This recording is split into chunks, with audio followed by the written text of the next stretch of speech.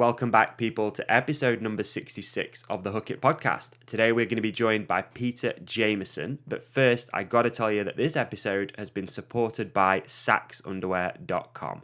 Sax are North America's fastest growing underwear brand and just launched the Spring 19 range. And in there is a brand new model called the Vault. And the Vault has quickly become my favourite pair of underwear. These things are incredible. They feature photorealistic prints. They are moisture wicking. They are made from 88% polyester and of course feature the patented ballpark pouch. For more info on the whole Sax range and the Vault, check out saxunderwear.com or you can ask for them in your local mountain bike shop, skate store or outdoor retailer. Easy as that. saxunderwear.com. Get in the game. We are also supported by 35bikes.com, and 35bikes is our in-house brand here at Hook It Products, and our main focus is bringing you the best bike components for the best prices. So if it's brake pads starting at just £6.99, we do brake rotors, we also do a brand new range of mudguards, which is made right here in sunny Sheffield, and we also do custom products too. And one of those custom products is custom stem caps. So we can take your logo, name, whatever it might be, we can put it on a stem cap for you. There's 10 different colours to choose from. Turnaround is super fast. We offer a free design service and they look pretty cool on a bike. So if you're interested, just get in touch with us via hookitproducts.co.uk, shoot into the DMs or drop us an email. Either way, get in touch and we'll be able to make those happen for you. And that's it. You can also go to 35bikes and enter promo code podcast and you'll get 20% off your entire order.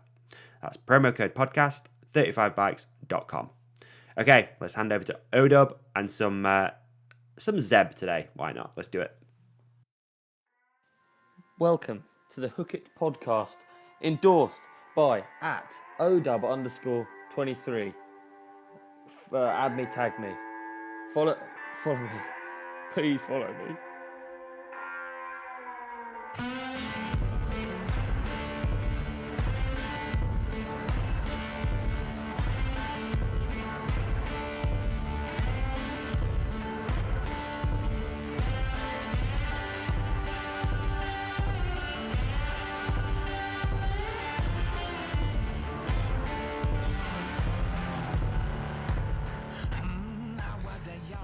Hey folks, welcome back to another episode of the Hook It podcast. If you're a new listener, welcome to the show, and if you've been around for a while, then a huge thank you for your continued support.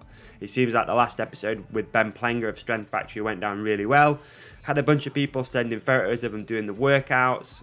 Tons of people downloaded the workout program, and yeah, hopefully it inspired you to keep up or start a new workout program.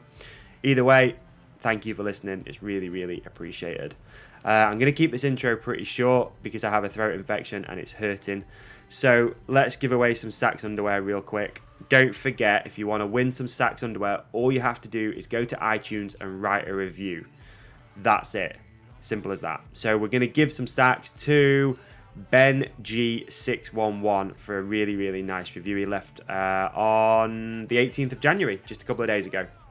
So if that's you, reach out in the DMs or whatever, drop me an email and I will get some Sax underwear goodies out to you. So on today's podcast, we are joined by Peter Jamison. What a cool story and what an incredible young man this guy is. He's kept this whole project a total secret. We go into the reasons why. He was living in a tent when he came up with the concept for this film, which is super cool. And yeah, we just get to know a little bit more about Peter and this film, which comes out today. And it's free. So go listen. Go watch. There is a link in the show description to watch the film. You'll hear at the end of the podcast the aims and goals he's got. So please do those. Please, you'll know what I mean when you listen to the podcast. Yeah, all right. Let's get on with it. Welcome to the podcast, Peter Jamison.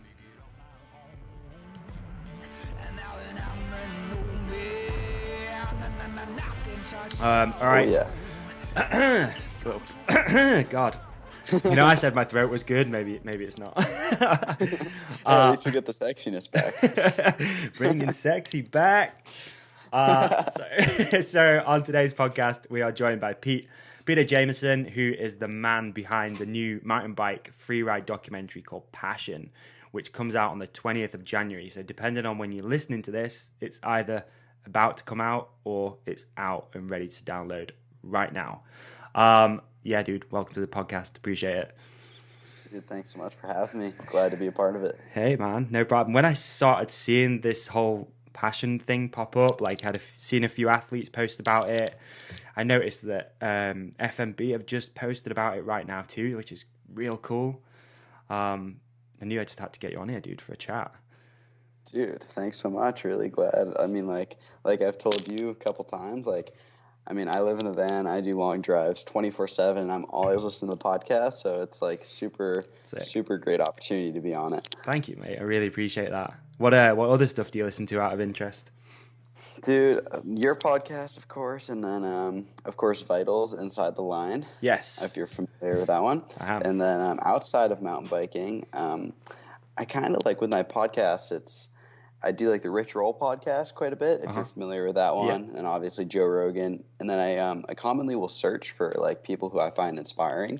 So I've been like lately inspired by like Ryan Holiday, who's an author, and then Jimmy Chin, who's one of the filmmakers behind that Free Solo movie that Alex Honnold is covered in. Yeah. So like those kind of people, I just I get motivated hearing them talk about their careers, kind of how they've gotten to where they are. Yeah. So that's kind of what I've been listening to as of late. I was just talking to somebody about 10 minutes ago about that on Alex Honnold documentary. Apparently that's on Netflix, but I don't know how true that is. I'm pretty sure it's not. But a friend of mine was just saying, I watched it last night. And I was like, you sure?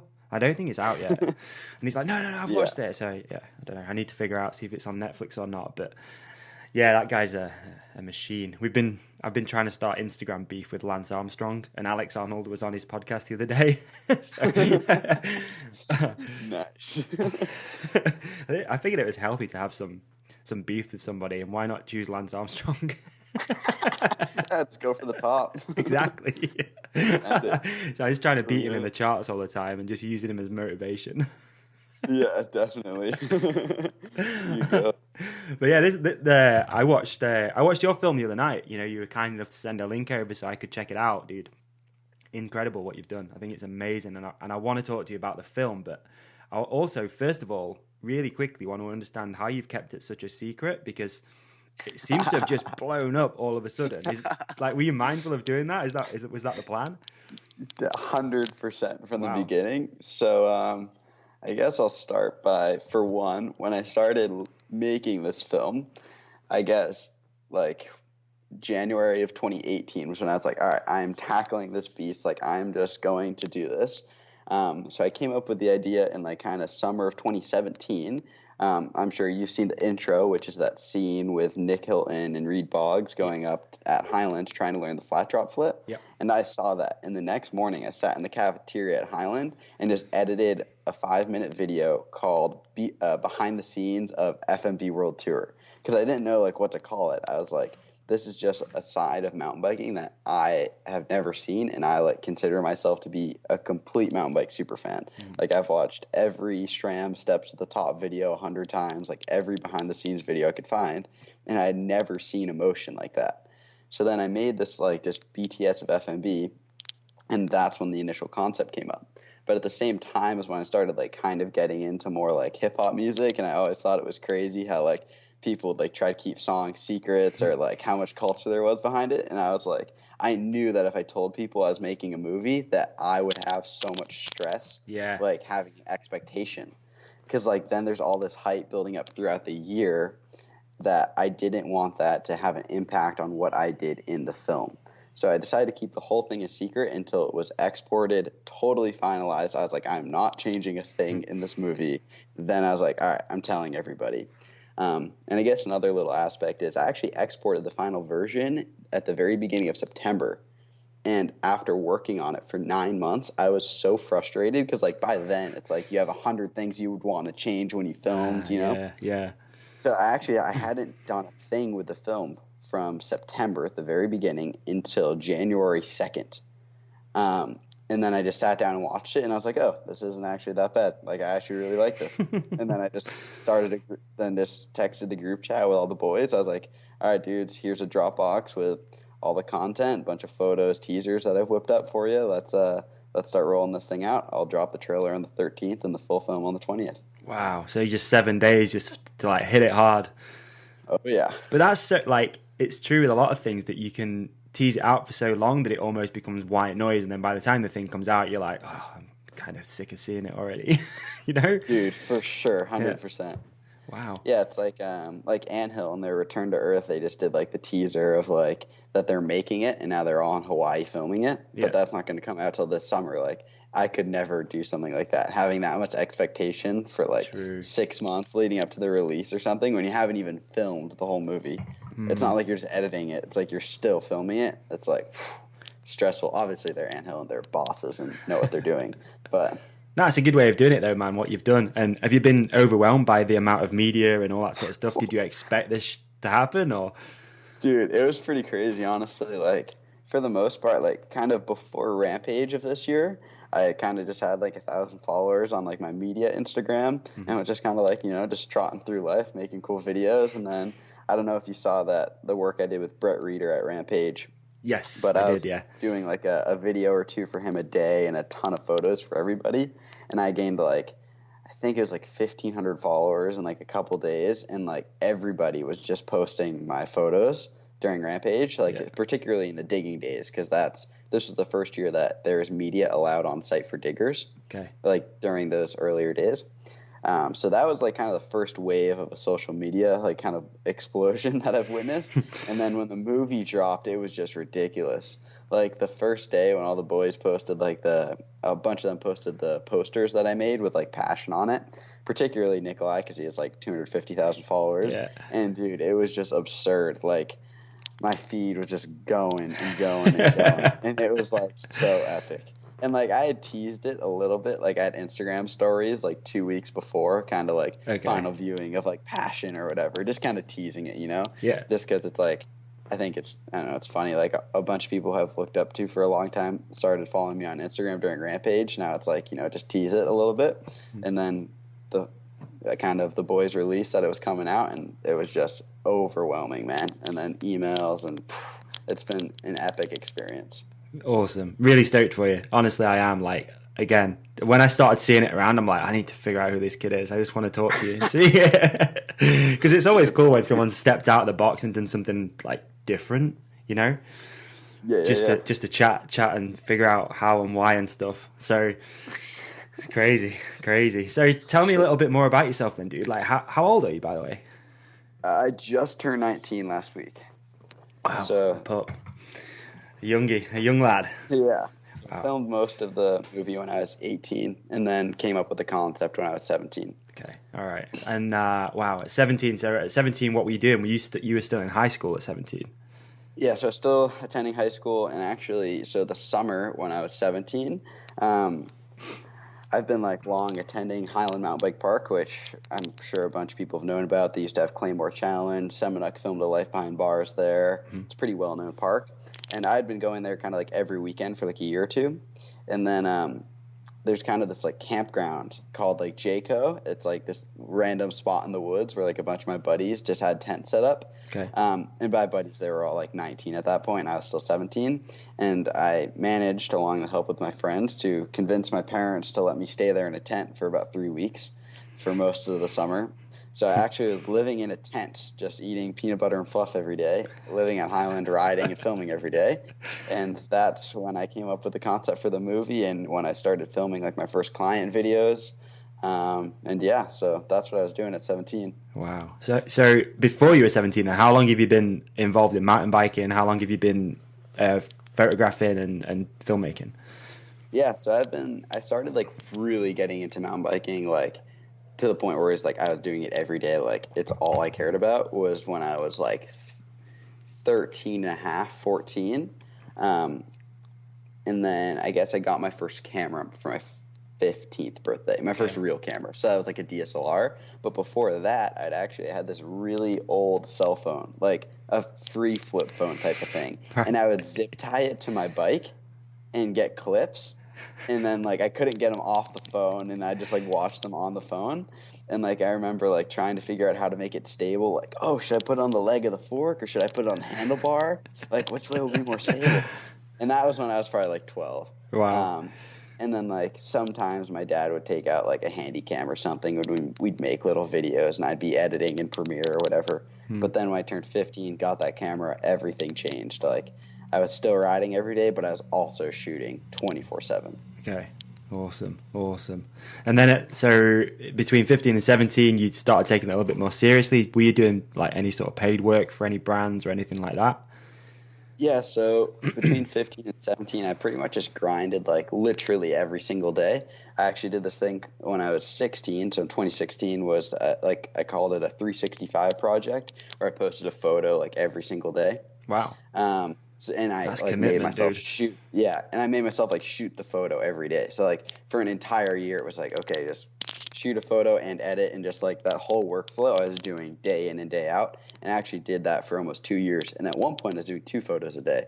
So like I literally just grinded 24/7. And then I really wasn't doing paid work. And then randomly at the very beginning of that summer, living in the tent that I told you about, I got a phone call, or actually a Facebook message from Aaron Chase's wife, Kara. And I had never met her or Chase before.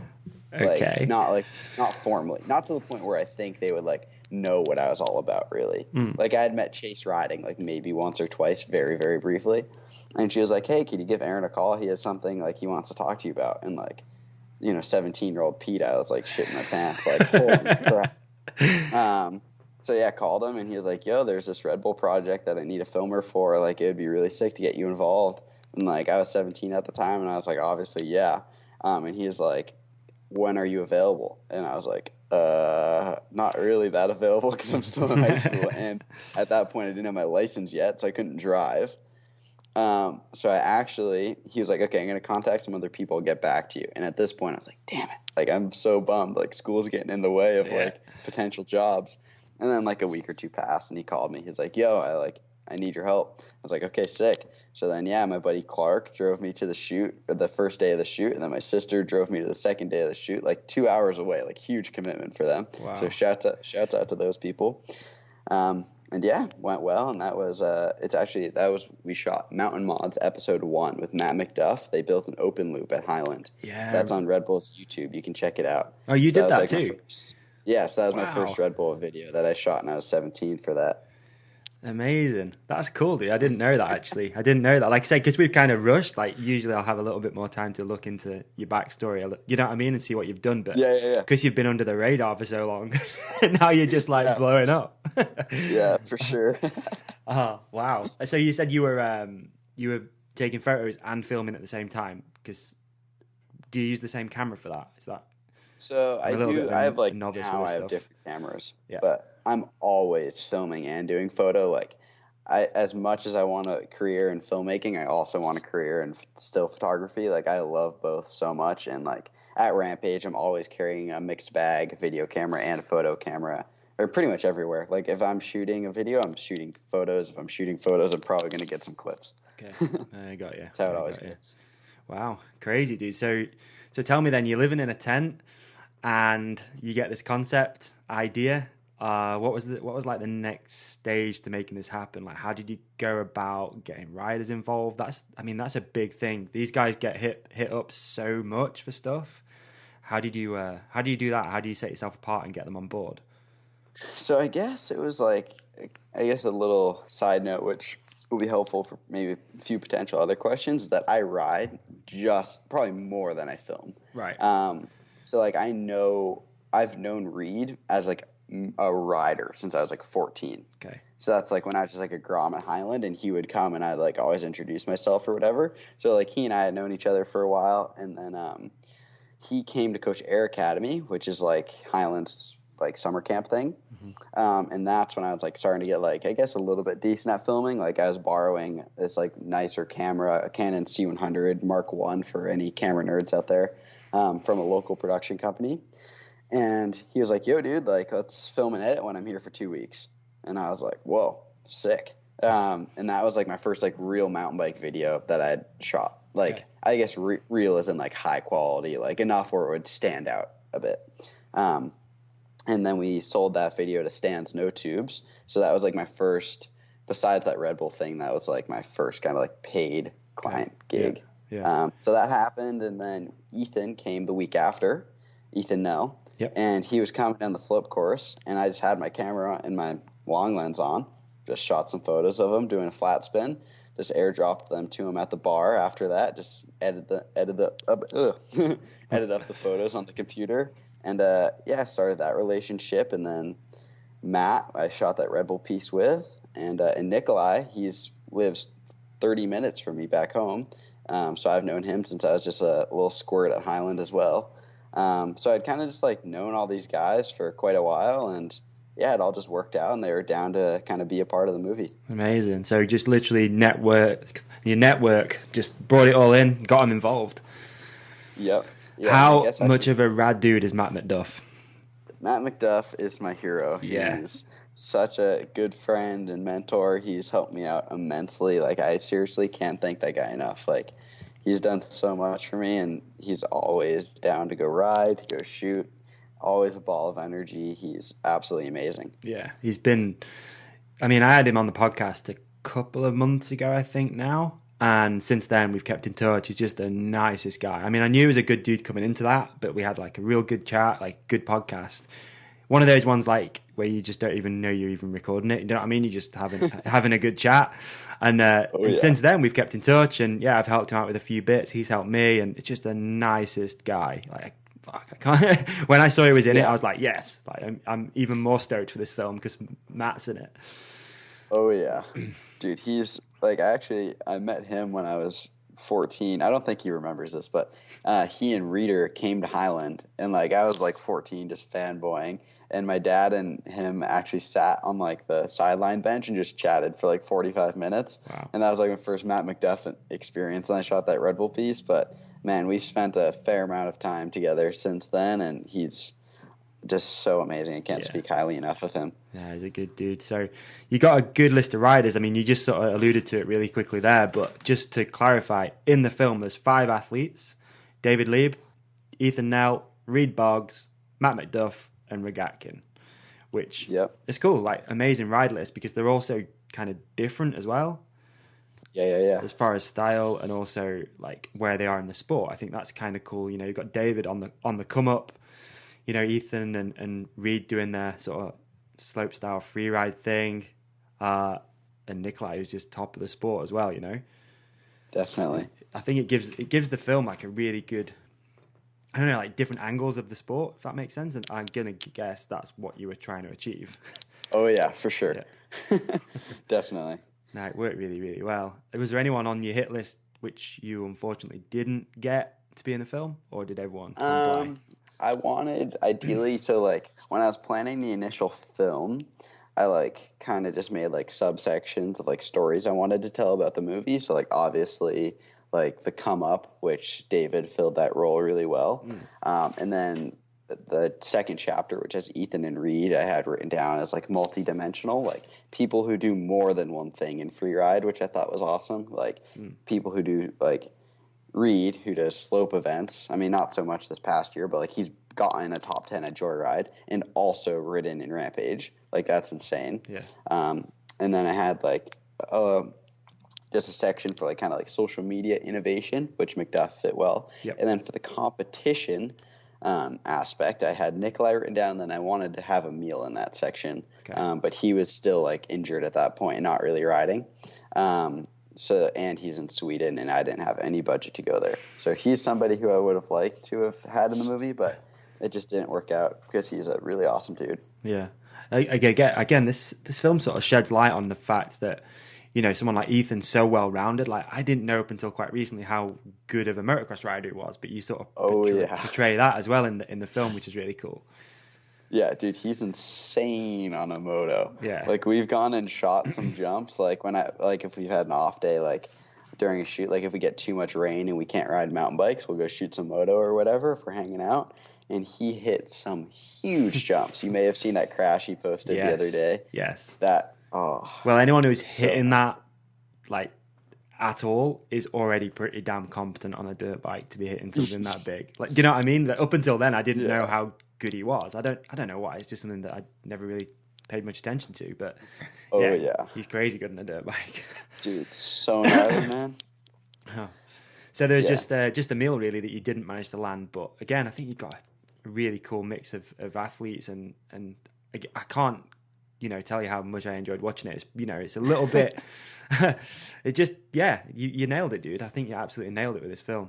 We don't want to give too much away, obviously, because we want people to go watch the thing. One of the other questions I had for you, the premise is really interesting as well because you broke it down into chapters.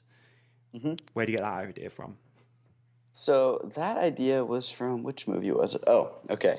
So I remember this now. So February of this year, or of 2018 rather, it's 2019 now, but February, that's kind of when I had shot like maybe 5 minutes of the film. So not that much, like a sixth of the film I had shot at that point. And actually I got my wisdom teeth out. I'm just sitting on the couch doing nothing. I was like, might as well just watch all these action sports documentaries and start a document about like all of like what I think is good, what I think is bad, like what I want to do. So I watched like 15 movies in like 2 days. And something I came across was the Torn Wallace Back to Life documentary. Okay. He's a professional skier. The filmmaker was Clayton Villa, and that movie was so incredibly moving for me, and it was broken up into chapters, and I thought it just made the whole film like really move from emotion to emotion, and like kind of it's like a subtlety, but something that I try to do when I'm editing, and particularly in this movie because it's a fairly long piece at 30 minutes, longest piece I've put together.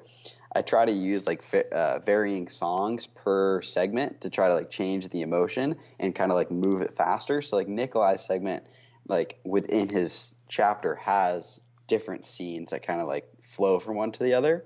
So I just kind of did that on a larger scale and broke the whole thing up into chapters. Okay, that works really good. And as somebody sat watching it, you go through those emotions and stuff, and the music you've got fits really well, and I saw something pretty interesting about the music. Yeah. Tell me about the music and how you landed that stuff. So music generally is like one of the hugest like amounts of money that you'll ever have to spend on a proper movie. Like music licensing is insanely expensive.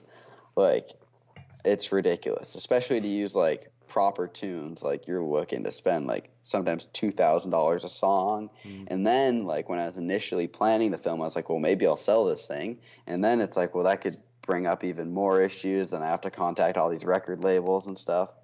Then I came across this Artlist website, which is really cool. They do music licensing by membership. So it's only like $250 US a year. And each song you download gives you a perpetual license. And they actually have some like really good music. This composer Oliver Michael, who he's done custom composing for like Giant and a bunch of other mountain bike movies, his whole collection is on there. Wow. So like he has 5 albums of music on there that you can just download. And yeah, like it worked out. I mean, some of the songs like I ideally would have liked to have changed up, but didn't have really the budget to. But for $250, like I think the whole soundtrack came out pretty damn good. I agree with you. It's really good. Yeah, it's really good, especially the first section for me, David Lieb one. There's a hip hop track in that. I don't know who it is. I haven't had a chance to look, but that's real good. That's a banger. Nice, dude. I'm glad. I was really pumped when I found that song. It's like him and his homie Nick drop in, and the bass drops. That one, Dude, I get so amped on during that scene. That's it's good. So good. And it's so important too, because I remember when I did the Death Grip episode with Brendan and Ollie, we were chatting about it, because Ollie, I don't know, have you seen Death Grip, right? Oh, of course. Yeah. So the Ollie Wilkins section with the who is it now? It is it's escaped me. I've had a mind blank. But there's a hip hop song track. Okay. And it just fits so perfectly with like dirt jumping and that whole like sprung era. It just works, and I think that's so important. Yeah. Dude, for sure. It's nice having like a part of the movie with just an upbeat song and just gets the emotions going. It's sick. Yeah, it is. It's the best. It is. We just really quickly alluded to the budget for the film. Now, this is interesting because the film's going to be free. Yep. Which is killer. I don't know if it is for you, but it is for everybody else. Yeah, exactly. So how did you manage to pull this thing off, dude? Like from what I understand, no real budget, because you've got. Yeah. Is there any sponsors on board or anything like that? No, just my bank account. Yeah, just your bank account. So tell me how you did that, man. Because I saw again. I read an interview today. Pretty much, I guess. Oh, sorry. No, go on. Out a bit. You're good. We overlapped a little bit. It's cool. Go for Okay, it. gotcha. Sweet. So I'm not sure if you're familiar at all with the U.S. Open of mountain biking. They had it at Mountain Creek for a couple of years, and then last year at Killington. Essentially like a big downhill race, whatever. Yep. But the guy who runs that's Clay Harper. I've been thankful to get to know him quite well the past couple years or months or so. And he called me. I was on my way to a shoot at Camp Woodward, which is like a pretty big action sports camp in the U.S. And I guess they have some other locations now as well. But he called me. He's like, yo, do you have any goals for 2018? This is in fall of 2017. I was like, yeah, I want to make a movie. He's like, well, how are you going to pay for it? I was like, I don't know. I haven't gotten that far in the process yet. And he actually kind of helped me like put some pitches together. And I spent so many restless nights putting like pitches and decks together to send to companies. I had like a 5-minute promotional video made for the film that I put together. So initially I was planning on getting it sponsored. And then, like come March, I think, maybe February, was when I was really getting into filming it. Like it was like coming together, the film was. Like I was starting to do some basic edits, like, and I'd already started making it. And I was like, you know what? Like, I don't even know if I really need like sponsors. Like at this point I had done shoots in Utah, and like I just piggybacked to those off of other client shoots. Like if I was in Utah for a client shoot, I'd just extend my flight a couple days and just use those extra days to shoot for my movie or whatever. Yeah. And yeah, I was like starting to really do it, and I had like a couple $1,000 saved up, and I was like, you know what? Screw it. Like I'm not even going to try to contact companies. I'm just going to do it. And it's kind of like worked out. Like I don't even want to add up how much I've put into it, but between traveling and whatnot, it's probably a fair amount. But you know, music licensing was cheap, and I did everything in the film myself. Like I didn't outsource sound design. Like I did all that, color, editing. Like I did everything. Wow. So yeah, it must have been a huge learning experience for you as well, though, right? Just to do this whole process on your own. Dude, definitely. Like, yeah, particularly I'd say it was the biggest learning experience mentally. Like working on a project for so long, and also learning how to tell bigger stories, because I really do want to try to make more of a name for myself in the documentary space more than anything. Okay. And I've done like these shorter form pieces, like 3 to 5 minutes that I maybe made in like a week, but telling an entire story of like, in my eyes, what the lifestyles are like of freeride mountain bike athletes, that was like learning how to comprehend that and work through like the writing process of like making that story make sense to a viewer. That was definitely the biggest learning experience for me. Yeah. And how did you go about doing that then? Is it a case of, do you make a lot of notes? Do you journal? Do you, I don't know how. Lots of notes. Yeah. lots of notes. Yeah. I have like 3 to 5 like Google documents. Okay. Just like my ideas, like what the purpose of each segment is. 'Cause I didn't want to just have filler. Like I wanted every single line in the movie, because it's mainly interview driven, to be important, and I didn't want there to just be like a random section just to make it longer. So it was really just making bullet points, figuring it all out. And then one day, actually, I remember just sitting on my kitchen table. I just got a big whiteboard, and like just to do it physically, I just like went in with a Sharpie and just like not really like a storyboard, but I just like chunked everything out. I don't know. I just made this random diagram that made the whole film make sense in my head. So yeah, that was kind of the process with that. Okay. And the film's 30 minutes, which is interesting because, you know, I always see a feature length for some reason in my brain. It's an hour.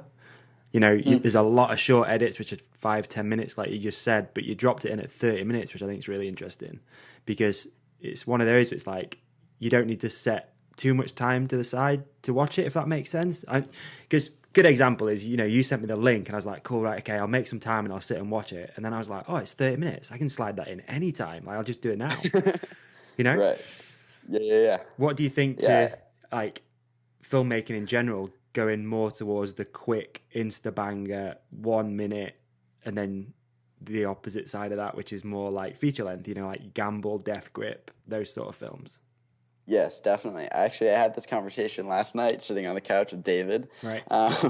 We were watching just a couple pink bike videos, just like kicking it before falling asleep or whatever. And we watched this video, and it was 2 minutes and 50 seconds. And we were watching it, and I was like, dude, he could have cut it like this 15 seconds and this 15 seconds, made it way more action-packed, and I swear it would have 5 times the views right now.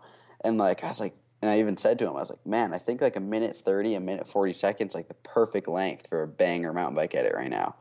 So like that's kind of goes to what you were saying with like the short Insta banger like kind of concept. But longer form, I think like the full length movies are really dope. And then I also think like Beautiful Idiot at like 15 and Revel in the Chaos at like 15, like that's really epic. And then with the documentaries that I was watching that time I had my wisdom teeth out, like I said earlier, a couple of them were kind of in about the 30-minute mark, and I just really liked the way that felt as a viewer. Yeah. So I made it a goal to be 30 minutes.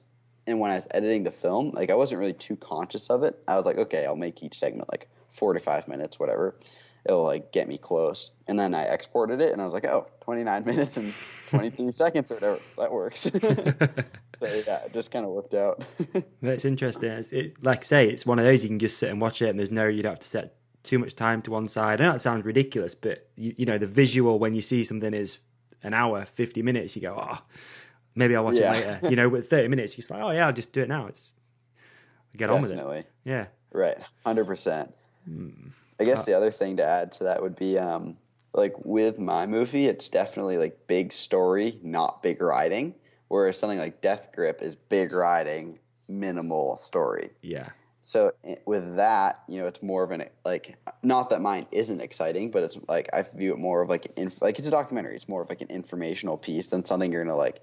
Yeah, you'll watch it to get inspired, but it's not like you're gonna go and watch it. I don't think before you like go and ride to get like amped up. You know what I mean? So it's like I think it's easier to make something like Death Grip or whatever like 50 to 60 minutes because the entire time it's like in a very exciting film, where I feel like a 60-minute documentary would be like, yes, it can be done, but with the story I was telling, I don't think it would have been as well received if it was that long. Yeah, I understand you. Yeah, for sure.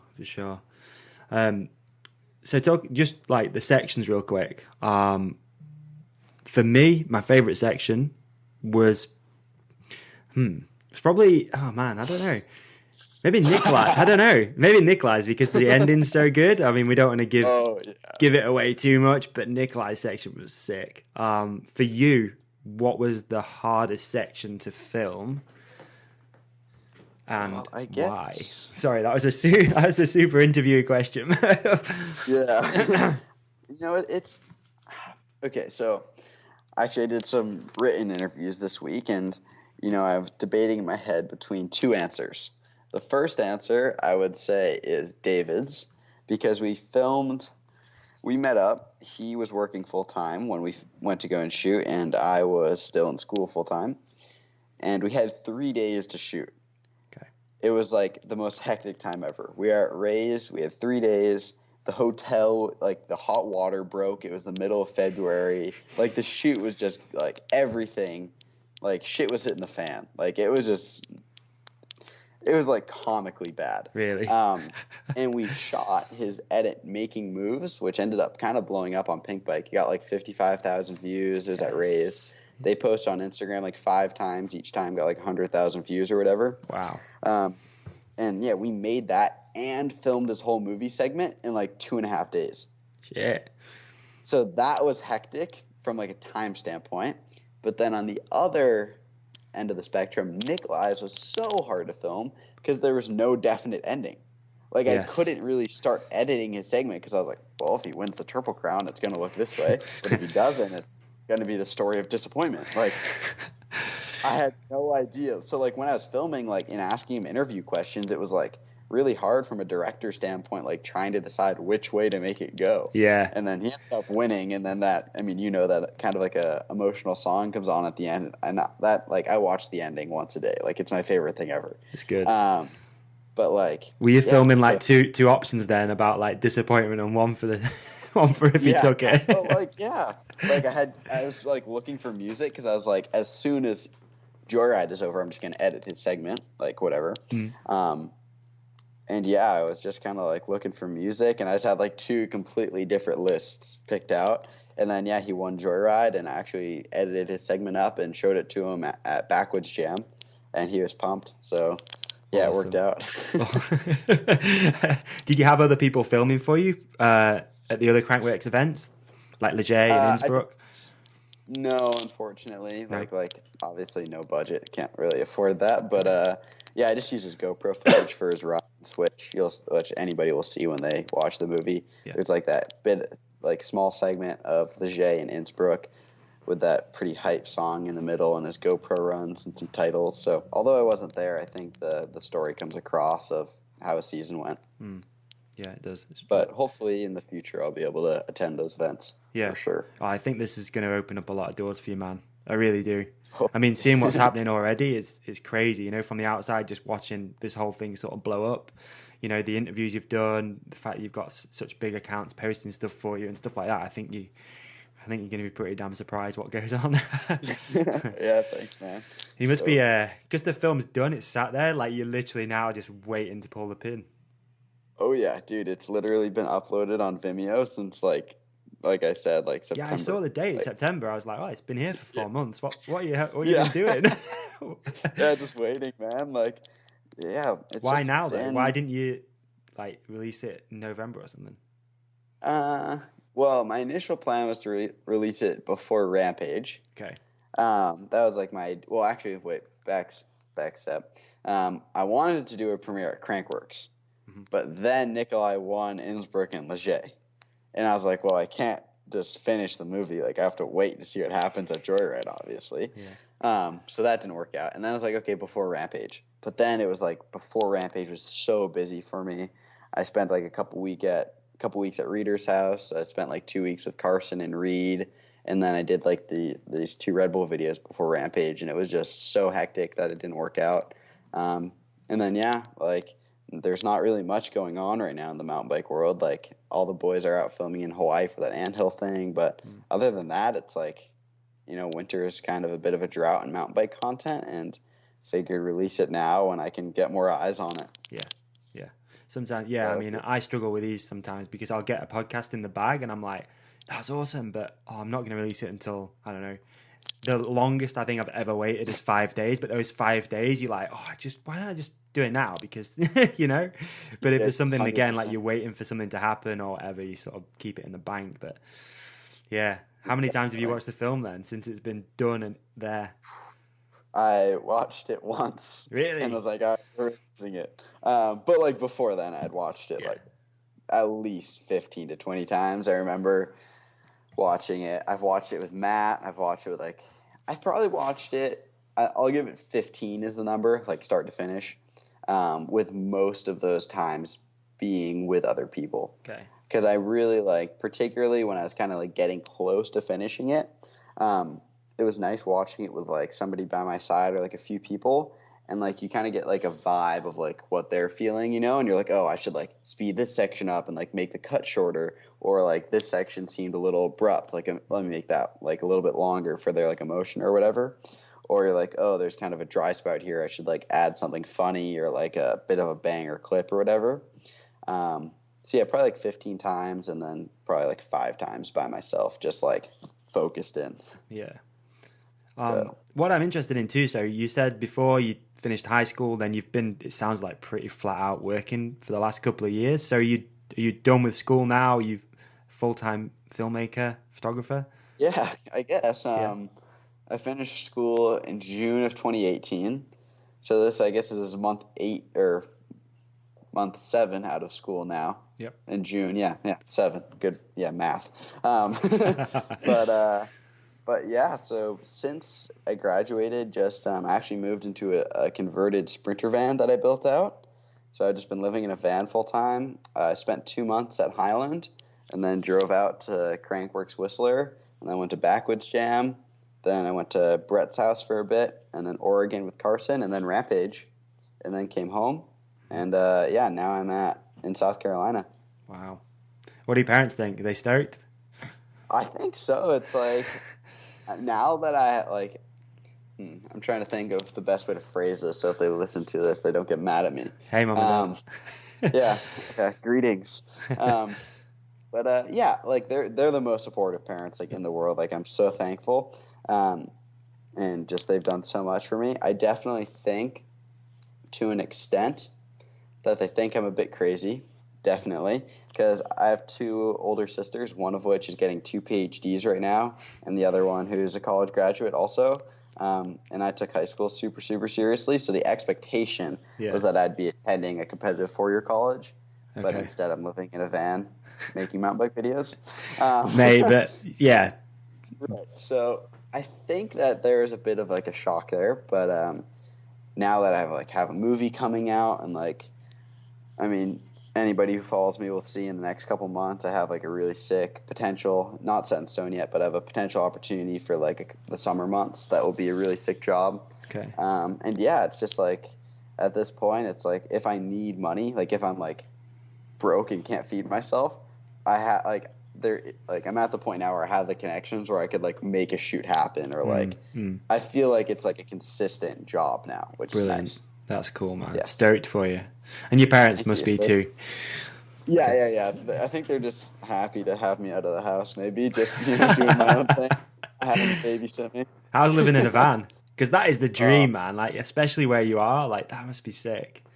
And it's so epic. Like the first couple months, like right when I graduated, not gonna lie, it was rough. Like my van was not dialed. Right. Like I spent 2 weeks building it, and I had the insulation in the walls like really well done. Mm-hmm. But the actual, like my bed setup and bike storage was just total crap. So it wasn't ideal. And then I came home from Rampage and just spent a month rebuilding the whole thing. Nice. And now it's like, it's money. It's really? So good. So it's so comfy now. So it is the dream, man. It's awesome. Like just being able to just go anywhere and ride and just have a place to sleep after is so awesome. Yeah. I love it so much. And David lives in his van as well. Yeah, you get to see that obviously in the film too. And is it similar to David's setup as well? So you got like the seats in the back and then the bed over the top and storage? So David rebuilt his van right after I left. Okay. So his current setup is a bit different, but our vans they're somewhat similar. But yeah, so we just travel together like pretty much all the time. Wow. Which is awesome because we both ride 24/7 and we like making cool videos and shooting. So it works out. Like when we were driving to Whistler, it's like, oh, you want to stop at Valmont in Colorado, which is like this epic public bike park. It's like, hell yeah, dude, let's go ride. Just get an hour session in and then keep driving. So it works out. But I mean, it has its difficulties, obviously, like showering and doing dishes in a van isn't ideal, but it's totally worth the trade-off. Yeah, for sure. I used to take it for granted. I actually used to own a camper van company. Oh, whoa. Yeah, but it's at the time I didn't really appreciate it though. But now I'm a bit more like, oh, I'd like to just get one and just head out. Like here we've got Scotland up north, which is just beautiful for mountain biking, and I think it'd just be pretty sick to have one of those things again. I just have the small van. It's not got a bed in it or anything like that, but. Yeah, I'm a little bit jealous. When I saw David set up again, I was like, oh, maybe that I should make that happen. And when you said, you're like, oh, I live in a van, I was like, whoa. Dude, yeah, it's so epic. And it's also crazy, like, how many people who ride bikes live in vans that I come across. Like, in Whistler, during Crankworks, like, there was literally a row of, 10 sprinters. But the thing is about like to rent an apartment or to book a hotel there at that time is almost impossible too, right? So why not just live in the van? Yeah. Right. Like if I hadn't driven out and had my van, like I would have totally just been going floor to floor from buddies' hotels throughout all of Crankworks, and it would have been horrible. Yeah. Final question I've got for you is: the film is, like we just said, it's going to be free. It's on Vimeo. How come you chose Vimeo? All right, so been getting this question a lot, definitely. Really? And I think, the normal, I guess YouTube has so much hype around it right now that most people just be like, oh, go on YouTube, with recommended videos and stuff, it's easier to get views. But Vimeo, like my perception of it, and I guess the industry's perception is it's more of for finished, polished work, Yeah. And there's this thing which I'm not sure if you're familiar with or any of the listeners, but it's called a Vimeo staff pick. So like Rupert and Brandon, they get staff picks on all their Vimeos, on all their like videos. It's essentially like a Pink Bike VOD on steroids, and it's like an industry wide thing. It's not just pertained to mountain biking, and I've wanted to get one of those for a really long time. So figured I'd put all my eggs in one basket, try to track all the views on Vimeo, and hopefully it gets a staff pick is the goal. So we'll see. I mean, it wasn't the goal when I set out to make the film, but now that it's done, it's like, oh, it'd be a cool accomplishment to have. So it's definitely a goal to get by the end of the year, whether it's with this project or another one. Okay, that's cool, man. That's really cool. And hopefully everyone listening can go over, watch the film, comment, share, whatever it is you need to do to get this thing a staff pick. That'd be sick. I'd love to see that happen for you. Dude, thanks so much. Very grateful for people like you and all the brands who have been sharing it and building the hype. Like, it's been so dope just seeing so many people in the mountain bike world just willing to help out. It's epic. That's really cool, man. I mean, if there's anything at all we can do here, I'll promote it as much as we can through the social media stuff and the episode. Depending on when people are listening to this, the film... In fact, no, the film is out when you listen to this. Let's just do that because it's way easier. There is going to be a link to download it in the show description. So just scroll down wherever you're listening to this. You'll see a link and you can go and watch it. Just click that. Go watch it right there. Leave a comment. Tell Peter that you listen to the podcast if you can. Do anything you can. Let's make this thing blow up. Dude, hell yeah, man. Thank you so much. Seriously, can't thank you enough. All right. Is there anything you think you'd like to add before we wrap this thing up, or are we good? Dude, just thanks to everybody who's super passionate about mountain biking and supports not my content, but everybody's. Like, it's just so dope. There's so much content for mountain biking out there right now, and yeah, just shouts out to all the mountain bike fans just watching on Pink Bike, sharing, Instagram, like little creators like myself and others. Like, you might not think it, but that extra like and comment, like, it means so much just seeing support from the mountain bike world. And it's like you were saying earlier, like seeing all the comments come in when I like released that this film was coming out or whatever, it's amazing. So yeah, just shouts out to all the mountain bike fans out there. It goes a long way too. I think it's easy this day and age just to watch something and then scroll down to the next thing. But like you said, for someone who's a content creator like yourself, and in a way me too, right? Like getting that comment and that share or whatever it is goes such a long way because it makes you realize that, you know, you're doing this for free. I do this for free. Do you know what I mean? Like, it makes a big difference. Dude, 100%. Cool. Definitely. All right. Well, I want to wish you all the best, dude, with the film. Keep us up to date here on the podcast. If you ever want to jump on, just shout, man. We'll get you back on here and do whatever. But yeah, respect, dude. Appreciate it. Thanks for making a rad film. I've thoroughly enjoyed it. And so did my girlfriend, too. And she's not even a mountain biker. Crazy. She loved it. Sick. So, dude, I'm glad you watched it. Yeah, man. Thanks so much again. Okay. All right. Well, have a good rest of your day. Best of luck with everything, dude, and we'll catch up soon. Cool. Peace. Easy. Stay there. And there you have it, guys. Episode 66 with Peter Jamison. I hope you enjoyed that as much as I enjoyed just hearing his story. Incredible achievement to self-fund a film like that and travel and do everything. I mean, wow. What a cool kid. So if you have enjoyed listening, please share this episode with your friends. Reach out to Peter on Instagram. All the links are in the show description below. Everything you need to find the film, engage with Hook It, everything is right there. I'm going to go because my throat is absolutely killing, and have a great week. It's going to be a good one. I can feel it in my waters. Peace out, people. Enjoy.